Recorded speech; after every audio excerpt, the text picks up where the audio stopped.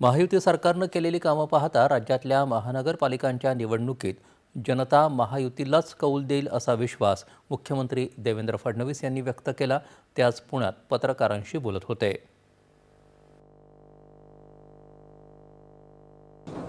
या निर्णयाचं आम्ही स्वागत करतो, कारण राज्यामध्ये स्थानिक स्वराज्य संस्था ही प्रशासकांच्या भरोशावर चालणं ही काही लोकशाहीला अभिप्रेत नव्हतं। तथापि माननीय न्यायालयाच्या निर्णयांमुळे एक दीर्घ काळ या संस्था निर्वाचित प्रतिनिधींच्या विना होत्या। आता पुन्हा या निवडणुका होत आहेत आणि आम्हाला विश्वास आहे की या निवडणुकांमध्ये आमच्या शासनाने केलेलं काम बघता पुन्हा कौल हा आमच्या बाजूने येईल।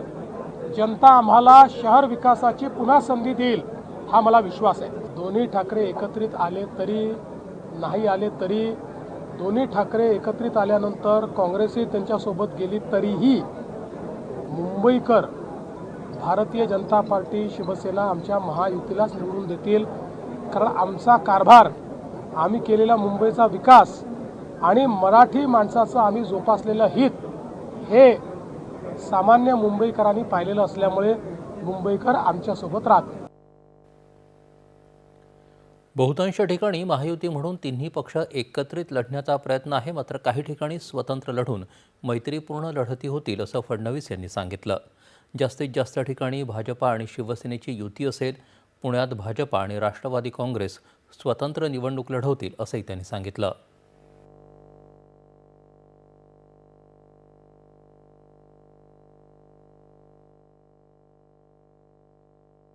बघा, आम्ही महायुती करण्याचा प्रयत्न करतो।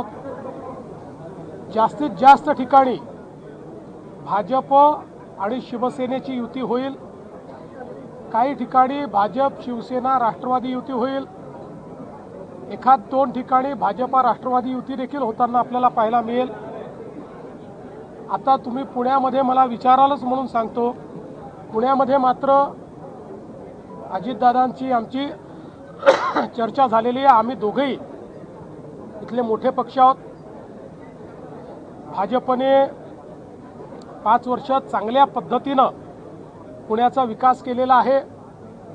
त्यामुळे कदाचित पुण्यामध्ये राष्ट्रवादी काँग्रेस आणि भारतीय जनता पार्टी अमोरासमोर लढताना त्या ठिकाणी पाहायला मिळतील।